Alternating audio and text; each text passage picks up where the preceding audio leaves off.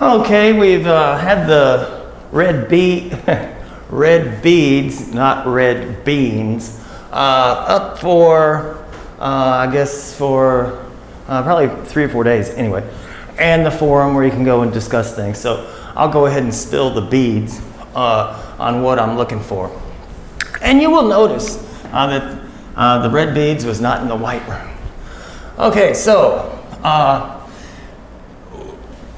Deming built a system that was, if you noticed, the employees had nothing to do with much of anything. It was done like that on purpose. In fact, they even put the beads back into the box so the ratios wouldn't get screwed up.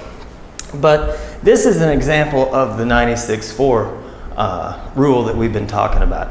Remember, it started out as, I believe it was 95-15, then it went up to 96-4. Over time, Deming realized that the employees really had nothing to do with success. And if you look at from the other class, what management is in control of, you just saw a great example of it. The employees had nothing to do with much of anything. As long as they didn't drop the paddle, they got the beads in there, that was it.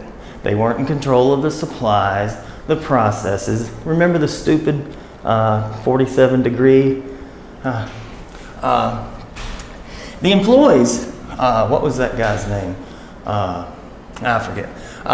Employees wanted to improve the system, use their pen, untouched by human hands. No. The engineers are much smarter than you are.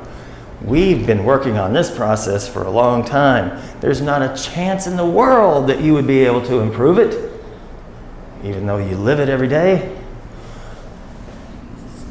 They belittled the employees. They were theory X. Now, if you, I guess you've been out in the workforce, you look at all these little tricks that pop up every once in a while. Quality department, we're gonna instill a quality department. 3 employees, that was pretty expensive to have those 3 employees there. What were they doing? Counting, that's it. Counting and getting people into trouble.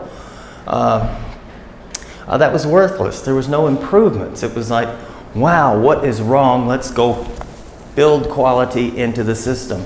It was just assessing the system. It wasn't helping at all. It wasn't aiding in continuous improvement. Goals and incentives. Did that work? Did that work? Oh, under 3. Oh, here's $30.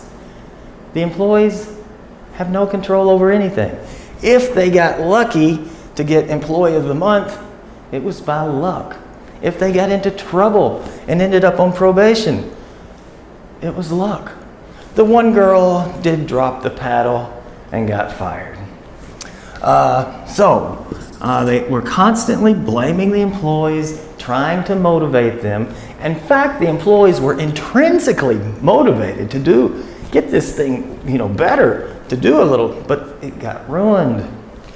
So the assumption is the employees are, theory X. They don't care about the success. We have to give them an extrinsic motivator. But that didn't help either. I mean, the intrinsic stuff might have helped if the management had to listen to them.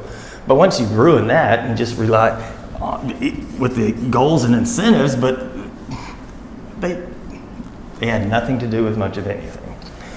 So blaming the employees, firing, probation, did that help? No. Employee of the Month? No. They did that control chart. I think it was 18, 9, and 0 or something.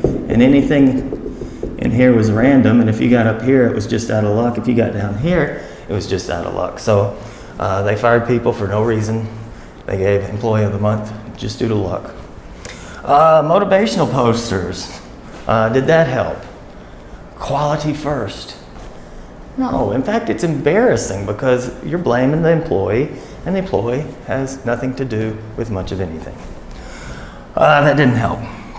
In fact, I did experience do it right the first time one time at my corporate big place. Do it right the first time night. It was one night. Do your best. Do your best. Do your best. Quality first. I don't think we ever got the results back from that. And I think I know why, because even if you do your best, it's the system that's... Okay, so that was funny, because can everybody be above average? Well, they took, all the lucky people and kept them, worked them double. Did that help? Nope.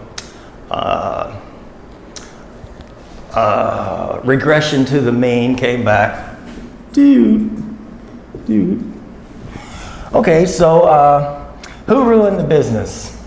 Management. Who was stupid? Management. So why are we blaming the employees? Deming had a big heart, and he hated managers that were blaming the employees for all of the mistakes.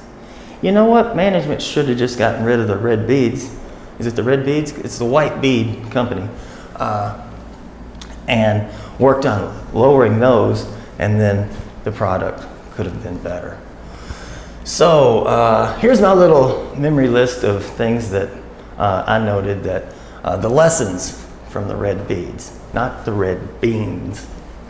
Red beans and rice. Rice and red beans. Okay, so that's a good lesson. Very simple but effective. If you're a manager, I hope you paid attention.